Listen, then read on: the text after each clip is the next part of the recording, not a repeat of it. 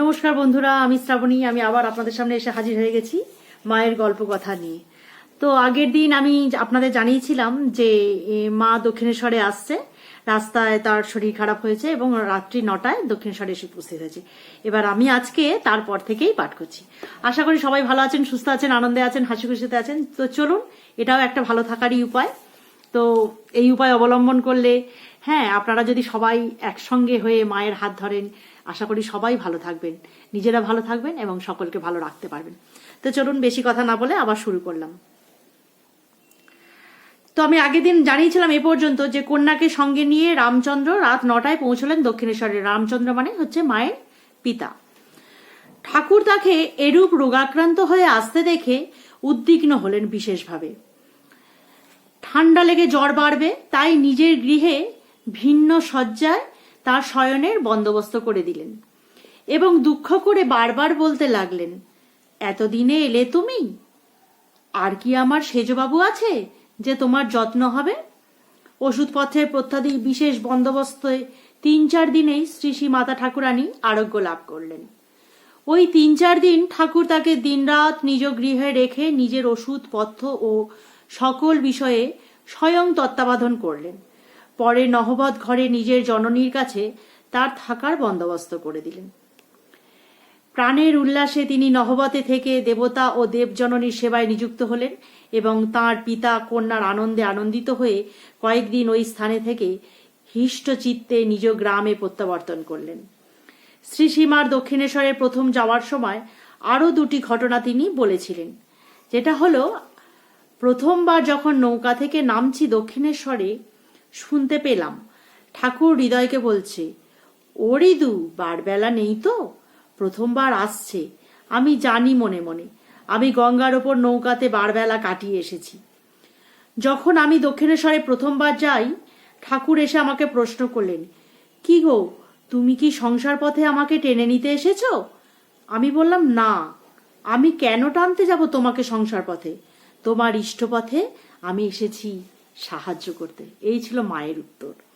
তো বুঝতে পারলেন বন্ধুরা, মানে অত ছোট বয়সেও মা কত বড় মনের মানুষ ছিলেন। মানে উনি শুধু একটাই উদ্দেশ্যে এসেছিলেন যে আমি স্বামীর সেবা করব এবং চোখের সামনে তাকে দেখতে পাবো। 14 বছর বয়সে শ্রীসীমা কামারপুকুরে আসেন যখন, শ্রী ঠাকুর তখন ব্রহ্মবিজ্ঞানের সর্বোচ্চ শিখরে প্রতিষ্ঠিত। ঠাকুর নিজের ভাষায় বলতে গেলে তখন তার বিজ্ঞানীর অবস্থা বা সহজ অবস্থা। সহজভাবে অবস্থিত ঠাকুর সহজভাবেই গ্রহণ করলেন সহধর্মিণীকে। এ সংসারের খুঁটিনাটি থেকে শুরু করে ব্রহ্মজ্ঞান পর্যন্ত সকল বিষয়ে তাকে শিক্ষাদান করতে যত্নবান হন। কিন্তু এই শিক্ষাদানের কাজটি কামারপুকুরে তিনি সম্পূর্ণ করে আসতে পারেননি। তখন জীবনের সর্বপ্রকার দায়িত্ব বোঝবার মতো বয়স হয়নি। এর 4 বছর পর যখন প্রাণের টানে শ্রীসীমা দক্ষিণেশ্বরে নিজের থেকে এসে উপস্থিত হলেন, ঠাকুর তাকে মরমী স্বামীর সমগ্র দরদ দিয়ে গ্রহণ করলেন ও কামারপুকুরের অসম্পূর্ণ কাজটি সম্পূর্ণ করতে উদ্যোগী হলেন। শ্রীসীমা এই সময় অনেকবার ঠাকুরের সঙ্গে এক শয্যায় শয়ন করেন, প্রায় 8 মাস। তিনি বলেছিলেন, তখন আমার বয়স 18 বা 19 হবে। শুতাম ওর সঙ্গে। একদিন বললে, কে তুমি? বললাম, তোমার সেবা করতে এসেছি আমি। কি? তোমার সেবা করতে এসেছি? তুমি আমাকে ছাড়া আর কাউকে জানো না? না, আর কাউকে না। না। এই সময় প্রায় সমস্ত রাত ঠাকুরের মন বিচরণ করত উচ্চভূমিতে, যদিও নিচে নামতো কখনো কখনো। তাতে সাধারণ মানুষ সুলভ দেহবুদ্ধির উদয় হতো না। একদিন ওই সমাধিতে এমন লীন হয়ে যেত যে দীর্ঘকাল পর্যন্ত বাহ্য সংজ্ঞা ফিরে আসত না। ভাব সমাধি ইত্যাদি ব্যাপারে তখন অনভিজ্ঞ বালিকা তাতে ভীত ও কিং কর্তব্য বিমূঢ় হয়ে পড়তেন। যখন ঠাকুরের ভাব সমাধি হতো তখন মা কিন্তু কিছু বুঝতে না পেরে ভীত হতো, মানে মনে মনে ভয় পেত। আর কিং কর্তব্য বিমূঢ় মানে হচ্ছে কি করবে ভেবে পেত না। একদিন কিছুতেই সমাধি ভঙ্গ করতে না পেরে কেঁদে ভাগ্নে হৃদয়কে ডেকে পাঠালেন। এই ঘটনার পর ঠাকুর তাকে কেমন ভাব হলে কোন নামে বা বীজ শোনাতে হবে তাহা শিখিয়ে দেন। মানে যখন এই ঘটনা ঘটে তখন কি কি করতে হবে মাকে তা শিখিয়ে দিয়েছিলেন ঠাকুর নিজেই। তা সত্ত্বেও যখন তখন সমাধি হওয়ার আশঙ্কায় মা সারা রাত ভয়ে ঘুমোতে পারতেন না। জানতে পেরে ঠাকুর পরিশেষে নহবতে নিজের জননীর কাছে তার শয়নের ব্যবস্থা করেছিলেন। এই সময় বাহ্যভূমিতে বিচরণের কালেও ঠাকুর প্রকৃতভাবে ভাবিত হয়ে আপনাকে জগদম্বার দাসী জ্ঞান করতেন, আর তার ভাব হৃদয়ঙ্গম করে শ্রীসীমা আনন্দ হয়ে অলঙ্কার, কাঁচুরি ইত্যাদি দ্বারা নিজেকে সুন্দর রমণীর বেশে সাজিয়ে দিতেন। মা তখন তদ্ভাবে ভাবিতা, জগদম্বার দাসী, দাসীভাবে ভাবিত ঠাকুরের সঙ্গী বা সখী। তো বুঝতে পারলেন, ঠাকুর যেহেতু জগদম্বা দাসী ভাবতেন, তাই জন্য মা নিজে সেজে গুজে আর কি জগদম্বা দাসী সেই ভাবত বা ভাবত ঠাকুরের দাসী।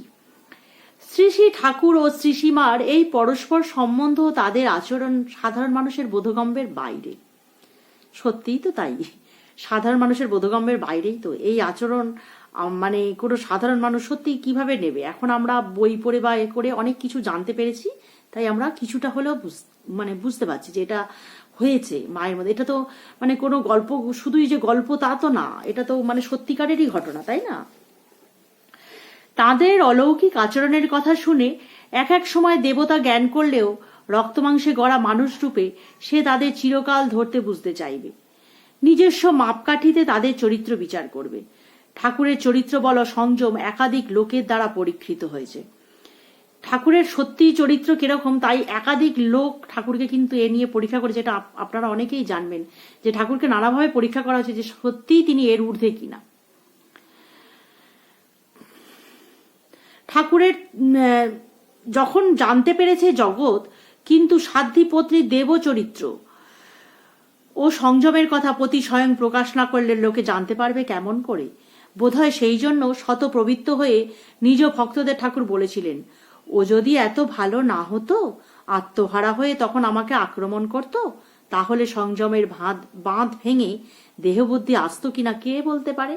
মানে ঠাকুর কিন্তু তার জন্য শ্রীমাইকেই মানে ভালো বলেছেন যে ও যদি এত ভালো না হতো। মানে একটা জায়গায় পৌঁছতে গেলে দুজনেরই মানে দুজনকেই ভালো হতে হবে, এটা হচ্ছে আসল কথা। ঈশ্বর লাভ রূপ লক্ষ্যে নিবদ্ধ দৃষ্টি ঠাকুর সংসারী লোকের অবিবেক প্রসূত মতামত উপেক্ষা করে চললেও আজীবন অনেক ছোটখাটো ব্যাপারে সরল বালকের মতো সকলের কথায় বিশ্বাস স্থাপন করেছেন দেখা যায়। সরলতার প্রতিমূর্তি ছিলেন শ্রী শ্রী মা। কোনো স্ত্রীলোক তাকে বুঝিয়ে দেন যে সন্তান না হলে সংসার ধর্ম রক্ষা করা যায় না, সুতরাং সংসার বিমুখ পতিকে এই বিষয়ে সজাগ করে দেয়া সহধর্মিনীর অবশ্য কর্তব্য। স্ত্রীলোকটির পরামর্শ মা ঠাকুরের কাছে উপস্থিত হয়ে বললেন, তাই তো, ছেলেপুলে একটা হবে না, কিসে বজায় থাকবে সংসার ধর্ম?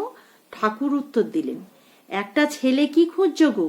তোমার এত ছেলে হবে যে তুমি তিষ্ঠতে পারবে না।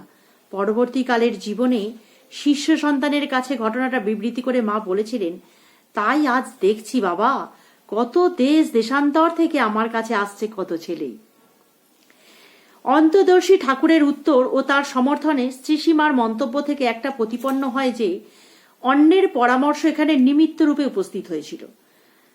এখানেও মার কিন্তু একটা শিক্ষা রয়েছে যে অন্যের পরামর্শ সবসময় গ্রহণ করতে নেই, নিজেকেও কিছুটা ভাবতে হয় যে কেউ একটা পরামর্শ দিলাম সঙ্গে সঙ্গে সেই কথাটার পেছনে আমরাও ছুটলাম সেই পরামর্শ নেব বলে, তা কিন্তু নয়, নিজেকেও খানিকটা বিচার করতে হয়।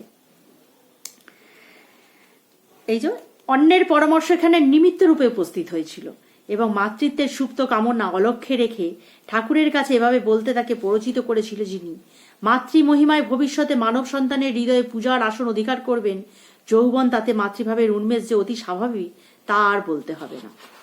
তো বুঝতে পারলেন কি মা বলতে চাইছে? যাই হোক, এই একটা দিনের কথা ছেড়ে দিলে অন্য কোনো দিন নিজের জন্য স্বামীর সেবাধিকার ছাড়া আর কিচ্ছু তিনি কখনো কামনা করেননি।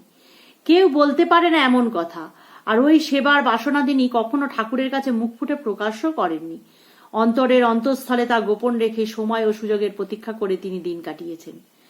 ঠাকুর ইচ্ছাপূর্বক যখন যেটুকু সেবাধিকার তাকে দিয়েছে তিনি সন্তুষ্ট থেকেছেন সেটুকুতেই। আর সেই সেবার সুযোগ দিনের মধ্যে একবার স্বামীকে দর্শন করে কৃতার্থ জ্ঞান করেছেন। কতদিন সেই দর্শনের সুযোগটুকু থেকে তাকে বঞ্চিত করেছে অপরে, তবুও মনক্ষুণ্ণ হয়নি, তাতে বা দোষারোপ করেননি অন্যের ওপর। তো বুঝতে পারছেন কত ধৈর্যশীলা উনি, মানে নিজের স্বামীকে দর্শন করবেন তাতেও বাধা। তিনি ঠাকুরকে খাওয়াতে এসে নিত্য দর্শন পেতেন তার। কোনো সময়ে গোলাপ মা কিছুদিন যাবৎ প্রতিদিন ঠাকুরের থালা নহবত থেকে তার ঘরে নিয়ে আসতে থাকায় মা সেই দর্শন থেকে বঞ্চিত হতেন। তার তৎকালীন মনোভাব কত সুন্দর, কত মধুর। কখনো কখনো এমন হতো ঠাকুরের দেখা পেতাম না 2 মাস। মনকে বোঝাতাম, মন এমন কি ভাগ্যি করেছিস যে তুই ওর দর্শন পাবো রোজ রোজ। মানে নিজেকেই বলতো, এমন কি ভাগ্য করেছিস যে রোজ রোজ ওর দর্শন পাবি। তার এই শ্রীমুখের কথা এটা। ঠাকুরের ওপর তার যে অন্য ভক্ত অপেক্ষা অনেক দাবি আছে তা তিনি যেন ভাবতে পারতেন না। শেষ বয়সে কোনো ভক্তকে ওই বলে আশ্বাস দিয়েছেন মা, ভয় কি, ঠাকুর আছেন আমাদের। এই বিষয়ে নিষ্কাম প্রেমের জোরেই তিনি সকলের ওপর জয়ী হয়ে ঠাকুরকে সর্বাপেক্ষা অধিক আপনার করেছিলেন। সেই আত্মিক মিলনের এক অপূর্ব অভিনব দৃশ্য পরবর্তী পর্যায়ে উদ্ঘটিত হবে। তো বন্ধুরা চললাম, আজকে এই পর্যন্তই রইল।